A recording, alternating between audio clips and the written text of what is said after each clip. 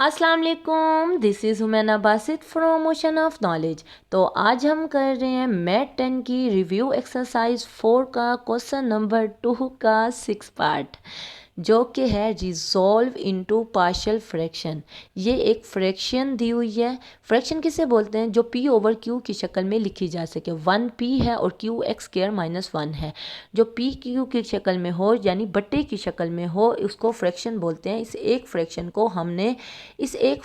को हमने रिजॉल्व करना है किस में? पार्शियल फ्रैक्शंस में, यानी कि टुकड़ों में तब्दील करना है। एक फ्रैक्शन को 2 या 3 फ्रैक्शन बनाने हैं। तो पार्शियल फ्रैक्शन को सॉल्व करने का एक पूरा मेथड है जिसे हमें फॉलो करना होता है।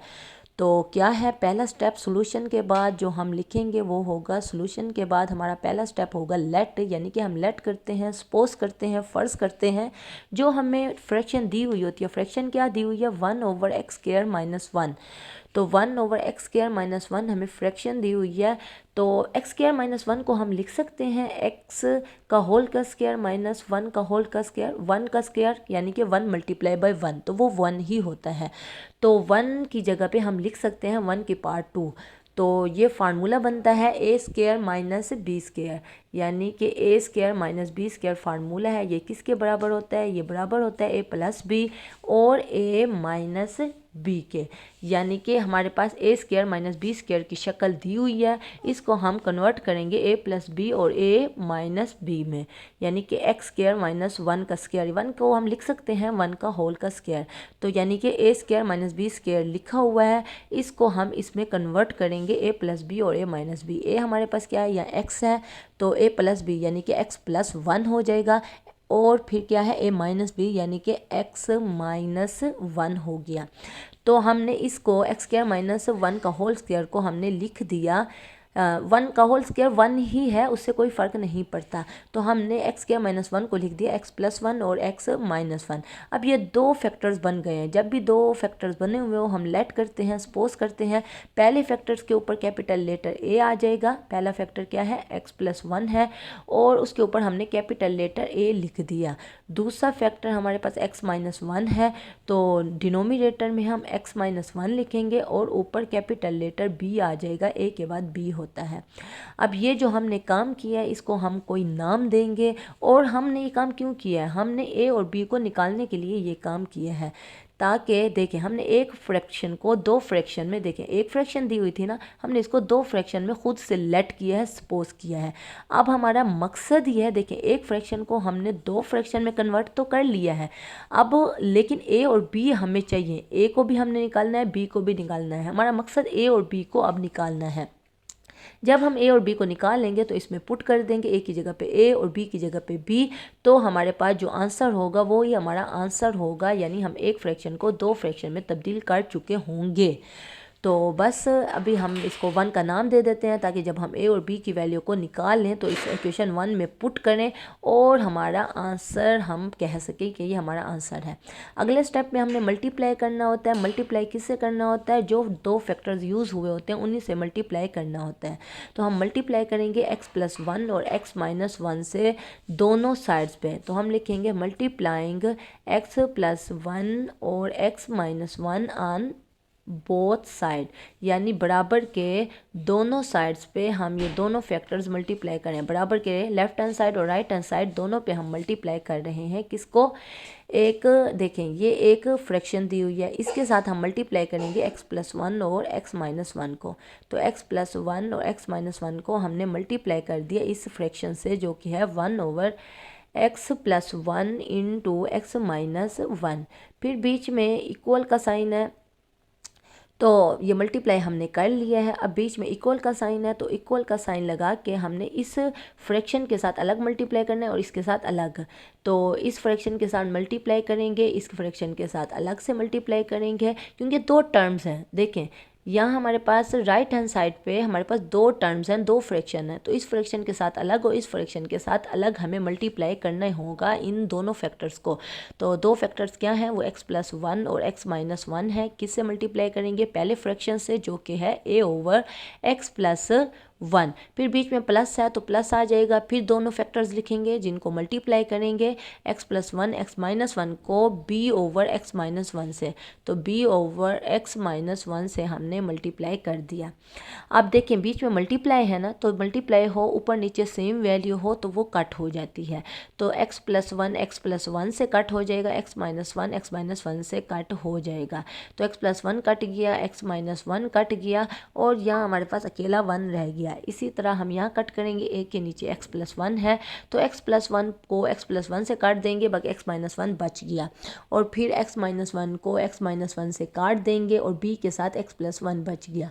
कटिंग के बाद जो हमारे पास वैल्यू बनी वो बनी 1, इधर अकेला 1 बच गया, ये कट गए हैं, इज इक्वल टू a को पहले लिख लेते हैं, a और इंटू x-1 आ गया, फिर बीच में प्लस है और b को पहले लिखते हैं, b इंटू x+1 हो जाएगा। अब ये जो हमारे पास इक्वेशन बनी है इसको 2 का नाम दे देते हैं।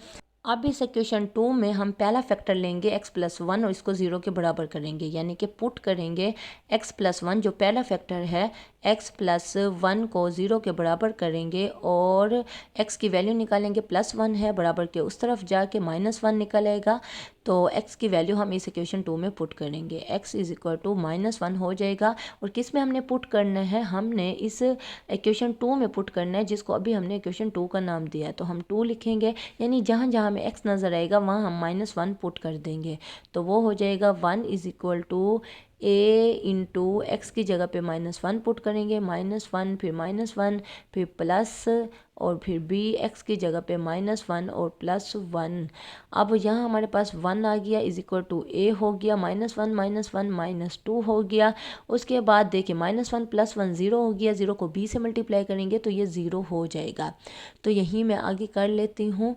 तो 1 इज इक्वल टू -2 को पहले लिख लेते हैं, -2a हो गया, तो 0 को लिखने की ज़रूरत नहीं है, -2a से मल्टीप्लाई हो रहा है बराबर के इस तरफ आके डिवाइड हो जाएगा, यानी कि 1 के नीचे चला जाएगा। मैं यहीं आगे कर लेती हूँ, तो 1 के नीचे चला जाएगा -2, तो 1 -2 नीचे आ जाएगा, -2 इज इक्वल टू a, और ये हमारे पास a की वैल्यू निकल आई।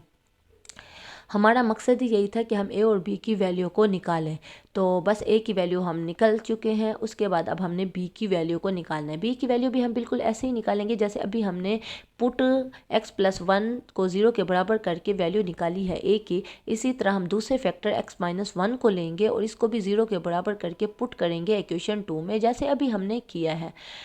तो हम लिखेंगे x-1 इज इक्वल टू 0, तो दूसरा फैक्टर हमारे पास x-1 है, इसको 0 के बराबर किया है, -1 उधर जाएगा, तो x इज इक्वल टू +1 हो गया। अब इस +1 को हमने किस में पुट करना है, इक्वेशन 2 में पुट करना है, जो अभी हमने किया है। पहले इक्वेशन 2 में x की वैल्यू को -1 पुट की है और a की वैल्यू हम निकाली है जो कि निकली है 1/-2। अब हम +1 पुट करेंगे इस इक्वेशन 2 में, जहाँ जहाँ हमें x नज़र आएगा हम वहाँ +1 पुट कर देंगे, तो वैल्यू क्या है वो है 1 इज इक्वल टू a है, x की जगह पे हम 1 पुट करेंगे, 1 - 1, उसके बाद प्लस b x+1 है, तो प्लस b x की जगह पे 1 + 1 हो गया, तो 1 इज इक्वल टू देखें ये a 1 - 1 0 हो गया, तो यहाँ हमारे पास 0 आ जाएगा, प्लस b है 1 + 1 हमारे पास 2 है, तो 1 इज इक्वल टू 0 को लिखने की ज़रूरत नहीं है, ये पूरी वैल्यू 0 हो गई है, प्लस 2b हमने लिख लिया, 2b के साथ मल्टीप्लाई हो रहा है बराबर की इस तरफ आके डिवाइड हो जाएगा, तो 1/2 इज इक्वल टू b हो गया, और ये हमारे पास b की वैल्यू निकल आई। a की वैल्यू पहले हम निकाल चुके हैं, अब b की वैल्यू भी निकल आई है। अब हम क्या करेंगे, देखिए a की वैल्यू ये निकली है, अब हम इस इक्वेशन 1 में पुट कर देंगे, a की जगह पे a की वैल्यू पुट करेंगे, b की जगह पे b की वैल्यू पुट करेंगे, तो हमारे पास आंसर निकल आएगा। इस क्वेश्चन को, इस फ्रैक्शन को हमने पार्शियल फ्रैक्शन में रिजॉल्व कर लिया, यानी कि ये फ्रैक्शन है, इसको हम 2 फ्रैक्शन में तब्दील कर लेंगे जब a और b की वैल्यू को पुट करेंगे, तो हम लिखेंगे बाय 1, यानी कि हम इक्वेशन 1 में a और b की वैल्यू को पुट कर रहे हैं। तो इक्वेशन 1 क्या है, वो है 1/x+1 इंटू x-1, तो मैं नीचे लिख देती हूँ 1/x+1 into x-1 is equal to a है, a की जगह पे हम क्या पुट करेंगे, जो अभी हमने निकाला है वो क्या है 1/-2, तो -1/2 हमने लिख दिया, नीचे x+1 फैक्टर है, फिर बीच में प्लस है ओवर b/x-1 है, प्लस b की जगह पे हम 1/2 पुट कर देंगे और नीचे x-1 है। तो बस ये हमने वैल्यूज़ पुट कर दी इक्वेशन 1 में a और b के। अब इसको मज़ीद आगे हम सिंप्लीफाई करेंगे तो x+1 इंटू x-1 हो गया इज़ इक्वल टू -1 है, 2 डिनोमिनेटर में है, 2 नीचे चला जाएगा और ऊपर अकेला -1 रह जाएगा। तो यहाँ -1 2 नीचे चला गया, 2 इंटू x+1 और बीच में प्लस है, इसी तरह 1 ऊपर अकेला रहेगा और 2 नीचे चला जाएगा क्योंकि डिनोमिनेटर में है तो x-1। और ये हमारा आंसर है क्वेश्चन नंबर 2 के 6 पार्ट का। तो क्वेश्चन नंबर 2 का 6 पार्ट यानी कि इस हमने एक फ्रैक्शन को रिजॉल्व किया है पार्शियल फ्रैक्शन में, ये 2 फ्रैक्शन में हमने कन्वर्ट किया है, रिजॉल्व किया है इस एक फ्रैक्शन को। तो क्वेश्चन नंबर 2 आपका हो गया है। अब हम चलते हैं क्वेश्चन नंबर 7 की तरफ। तो क्वेश्चन नंबर 2 का 7th पार्ट है find partial fractions of 3/x+1 into x-1। ये भी बिल्कुल 6 पार्ट की तरह ही है। हमारे पास ये एक फ्रैक्शन दी हुई है 3/x+1 x-1। पहले जो फैक्टर है x+1 उसके ऊपर हमने कैपिटल लेटर a लिख दिया, दूसरा फैक्टर x-1 है उसके ऊपर हमने b लिख दिया। ये काम हम बिल्कुल वैसे ही करेंगे जैसे ये मैंने लाइनें क्यों लगाई हैं, लाइनें इसलिए लगाई हैं कि पूरे स्टेप्स के बाद जैसे मैंने 6 पार्ट आपको करवाया है बड़ी डिटेल से, बिल्कुल वैसे ही है ये 7th पार्ट। तो ये सारे स्टेप करने के बाद हमारे पास b की वैल्यू निकलेगी 3/2, a की वैल्यू निकलेगी -3/2। तो अब हम इससे इक्वेशन 1 में जिसमें हमने लेट किया a और b को उसमें पुट कर देंगे। तो a की जगह पे हम क्या पुट करेंगे, a की जगह पे हम -3/2 पुट करेंगे, -7 लिखा हुआ आएगा 3। ये इस क्वेश्चन को हमने इसमें यानी कि a की वैल्यू को पुट किया तो -3 2 नीचे चला गया, x+1 फिर प्लस है और b की जगह पे 3 ऊपर आ गया, 2 नीचे चला गया, x-1। यानी कि हमारे पास ये आंसर होगा बिल्कुल 7th पार्ट 6 पार्ट की तरह है। अगर 6 पार्ट आपको समझ आ गई है, ये देखिए एक फ्रैक्शन को हमने पार्शियल फ्रैक्शन में रिजॉल्व कर लिया है। कोई कन्फ्यूजन हो ये मैंने आपको समझा दिया, 6 पार्ट बिल्कुल वैसे ही है। फिर भी कोई कन्फ्यूजन हो तो आप पूछना, मैं इंशाल्लाह डेफिनेटली आंसर कर दूंगी कमेंट बॉक्स में। तो ओके, उसके बाद अब हम देखते हैं नेक्स्ट क्वेश्चन को जो कि है क्वेश्चन नंबर 2 का 8 पार्ट। वो है x/x-3 की होल का स्क्वायर।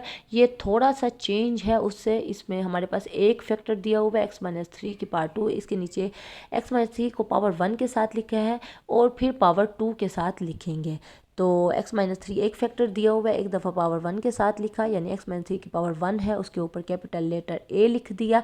1 को लिखने की ज़रूरत नहीं होती तो मैंने 1 नहीं लिखा, इसके ऊपर कैपिटल लेटर a आ गया, फिर प्लस है, फिर x-3 की पावर 2 के साथ लिखा और इसके ऊपर कैपिटल b आ गया। अब ये हमारा काम हो गया। उसके बाद हमने मल्टीप्लाई करना होता है, हमने मल्टीप्लाई किया किससे, x-3 की पावर होल की पार्ट 2 से मल्टीप्लाई किया, इस तरफ मल्टीप्लाई किया, दूसरी तरफ भी मल्टीप्लाई किया। कटिंग के बाद हमारे पास जो वैल्यू बनी यहाँ बनी x = a, x-3 की पावर 1 है, ऊपर x-3 की पावर 2 थी तो 2 पावर 1 के साथ कट गई, बाकी 1 पावर रह गई, यानी कि a x-3 की पावर 1 रह गया। फिर उसके बाद प्लस b है, यहाँ नीचे x-3 की पावर 2 है तो x-3 की पावर 2 पूरी x-3 की पावर 2 से कट गया और प्लस b आ गया और इसको हमने 2 का नाम दे दिया। तो इस 2 के बाद अब हमने यहाँ देखना है। तो पहला फैक्टर जो पहला और आखिरी फैक्टर एक ही फैक्टर है x-3, उसको 0 के बराबर किया, -3 उधर किया तो x की वैल्यू +3 आ गई। अब हमने इस x की वैल्यू 3 पुट की है इस इक्वेशन 2 में। तो देखें यहाँ 3 पुट करेंगे = a, 3 - 3 0 हो गया, 0 को a से मल्टीप्लाई करेंगे ये 0 हो जाएगा तो b की वैल्यू 3 निकल आएगी।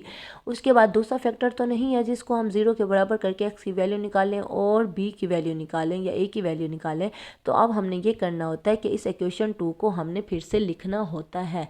या इक्वेशन 2 जिसको हमने अभी नाम दिया है उसको हम लिख लेंगे और फिर देखें यहाँ हमारे पास एक ही फैक्टर है, x-3 की पावर 2 है तो इसको हमने 2 फैक्टर में तब्दील करके लिख लिया है। लेकिन जब हमने इसको 0 के बराबर किया है तो b की वैल्यू निकली है।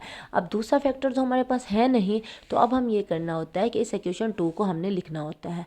तो x = a को x से मल्टीप्लाई करेंगे तो देखिए हमने खोल के लिख लिया, x बाई कंपेयर करेंगे किसको, देखें पहले हम मल्टीप्लाई करके देखते हैं, a को x से मल्टीप्लाई करेंगे फिर 3 से मल्टीप्लाई करेंगे, ए एक्स माइनस 3 ए आ गया और प्लस बी आ गया। तो इधर बराबर के इस तरफ x मौजूद है, हमने कंपेयर करना है कोफिशेंट्स को। यहाँ x का जो कोफिशेंट है वो a है और इधर x का कोफिशेंट 1 है। जब हम कंपेयर करेंगे कोफिशेंट्स को, देखेंगे इसको देखने की ज़रूरत नहीं है क्योंकि b हम ऑलरेडी निकाल चुके हैं, तो इसको हम नहीं देखेंगे, सिर्फ x के कोफिशेंट्स को कंपेयर करेंगे। तो आप लिख लोगे by comparing coefficients of x। तो यहाँ x का कोफिशेंट a है राइट हैंड साइड पे और लेफ्ट हैंड साइड पे x का कोफिशिएंट 1 है, तो a की वैल्यू 1 निकल आएगी और ये हमारे पास दोनों वैल्यूज़ निकल आई। और फिर अब हम इस इक्वेशन 1 में पुट करेंगे, a की जगह पे क्या पुट करेंगे 1 पुट करेंगे और b की जगह पे 3 पुट करेंगे। यहाँ b को मैंने मिटा के 3 लिख दिया और ये हमारा आंसर निकल आया। इस एक फ्रैक्शन को हमने रिजॉल्व किया है 2 फ्रैक्शन में, पार्शियल फ्रैक्शन में। तो ये 9th पार्ट है। 9th पार्ट भी बिल्कुल वैसे ही है जैसे अभी मैंने आपको 6 पार्ट करवाया है, इसमें कोई चेंज नहीं है। तो इसलिए मैंने बस एक स्टेप ही किया है। एक फ्रैक्शन दी हुई है, एक फैक्टर के ऊपर कैपिटल A आएगा, दूसरे फैक्टर के ऊपर x माइनस a के ऊपर हमारे पास कैपिटल B आ जाएगा। इसको 6 पार्ट की तरह करेंगे, वैसे का वैसे जैसे मल्टीप्लाई करते हैं, कट करते हैं, x प्लस a को 0 के बराबर करेंगे, x की वैल्यू निकालेंगे और इक्वेशन 2 में पुट करेंगे तो b की वैल्यू निकल आएगी जो कि निकलेगी 1/2। उसके बाद हम x माइनस a को 0 के बराबर करेंगे और a की वैल्यू निकलेगी 1/2। तो दोनों की वैल्यूज़ निकल आएंगी। तो अब हम इसमें पुट कर देंगे, a की जगह पे हम पुट करेंगे 1/2, 1 ऊपर आ जाएगा 2 नीचे आ जाएगा, b की जगह पे 1/2 पुट करेंगे 1 ऊपर आ जाएगा और 2 नीचे आ जाएगा और ये हमारा आंसर होगा 9th पार्ट का।